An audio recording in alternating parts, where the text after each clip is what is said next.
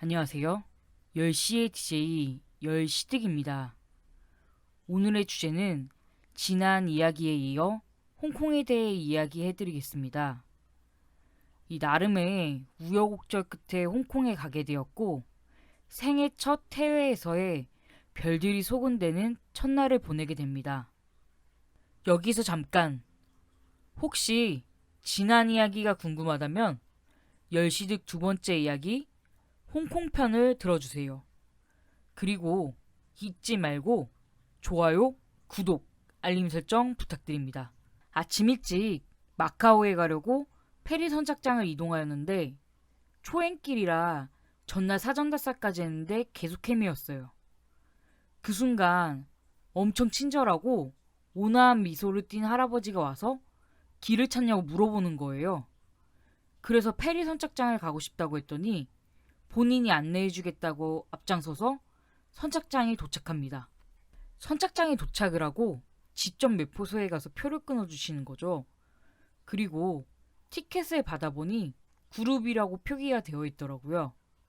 알고 보니 호객행위에 당했던 것 같습니다. 어쩐지 그 먼 거리까지 직접 데려다 주는 게 조금 약간 의심스럽긴 하더라고요. 지금은 잘 모르겠지만 그 당시 마카오에 가는 배는 두 개로 나눠졌고 제가 타려던 배는 멀미가 심한 배였는데 오기 전에 알아본 배와는 조금 달랐지만 찜찜한 속에 드디어 배에 탑승하는 시간이 왔고 마카오에 가기 위해 출국 심사를 다시 했습니다. 홍콩에서 마카오를 가려면 출국 심사를 다시 해야 하는데 홍콩 입국 당시 입국 심사 카드에 도장이 꼭 찍혀져 있어야 합니다. 제가 이 부분을 먼저 말씀드리는 건 다 이유가 있겠죠? 제가 먼저 출국 심사를 완료해서 기다리는데 동행분께서 계속 출국 심사장만 왔다 갔다 하는 거예요.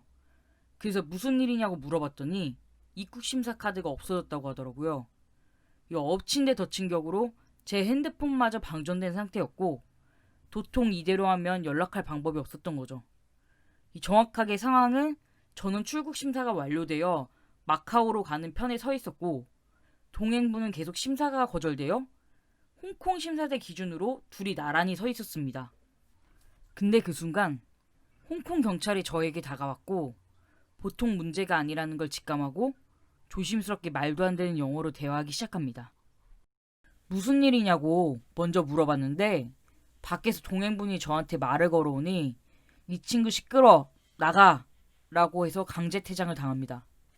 이미 마카오로 가는 배는 떠났고 심사장에는 경찰관과 저와 단둘이 남아 있었고 조심스럽게 한마디씩 전달했습니다. 나는 배를 탈 수 없습니다. 왜냐하면 내 친구가 마카오로 못 가거든요. 그래서 저도 따라 못 갑니다. 친구는 왜 못 가냐고 물어봐서 입국 심사 카드를 보여주면서 잃어버렸다고 했고 이미 마카오로 간 저의 입국 요청을 취소해달라고 요청했습니다. 알겠다. 그럼 너는 여기서 어텐션하고 있어라. 라고 하는 순간부터 1시간 조금 넘게 심사장에서 홀로 제자리에 서기를 했고 너무 긴장한 나머지 나중에 취소 승인이 떨어졌을 때 걸어 나오는데 다리에 쥐가 나더라고요. 근데 그게 막 짜증이 나거나 화가 나지 않았어요. 이 상황을 잘 극복했고 남들이 겪지 못할 에피소드가 생긴 거잖아요. 나올 때 웃으면서 나오는데 밖에서 동행분 얼굴이 하얗게 질려 있더라고요.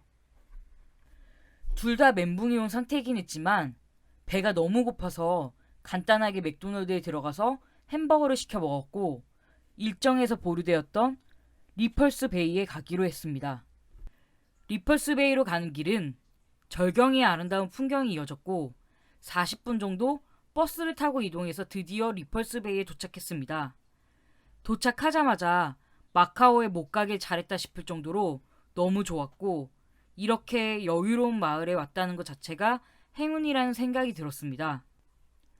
마을 자체가 부촌이라 그런지 여유롭게 휴식을 하거나 여가를 즐기는 사람들이 많았고 오전에 우리도 큰일을 치른 덕에 리펄스베이 해변에 앉아 몇 시간을 멍만 때리다가 제대로 힐링을 하고 왔습니다. 딱히 뭐 한 것도 없이 정말 3시간 정도 휴식만 하다가 바닷가를 산책을 했고 여유롭게 평일인데도 사람들이 나와서 쉬고 있는 모습이 부럽기도 했습니다. 리펄스 베이에서 얼마 떨어지지 않은 티나우 사원으로 발길을 돌렸는데 입구부터 마치 용궁에 들어온 느낌이 들었고 거센 파도와 해적으로부터 어부들을 지켜달라는 취지에서 만들어졌고 홍콩에서 가장 오래된 사원이라고 합니다. 사원 구경을 마치고 이제 스탠리로 향하기로 합니다. 책에서는 스탠리가 근처에 있다고 해서 둘이 무작정 걸어가다가 2차 멘붕이 터졌는데 그나마 천만다행인 건 택시가 지나가서 한 20분 정도 걷다가 바로 택시를 타고 이동했습니다.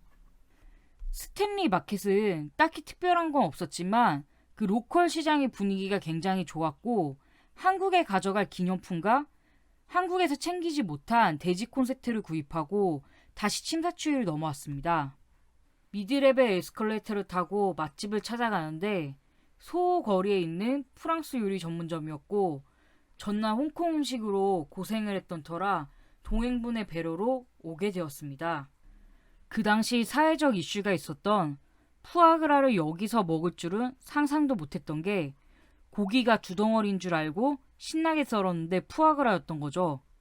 처음이자 마지막 푸아그라였습니다. 저녁까지 든든하게 먹고 소호거리를 걷다가 숙소에 와서 별들이 소곤대는 두 번째 밤을 맞이합니다.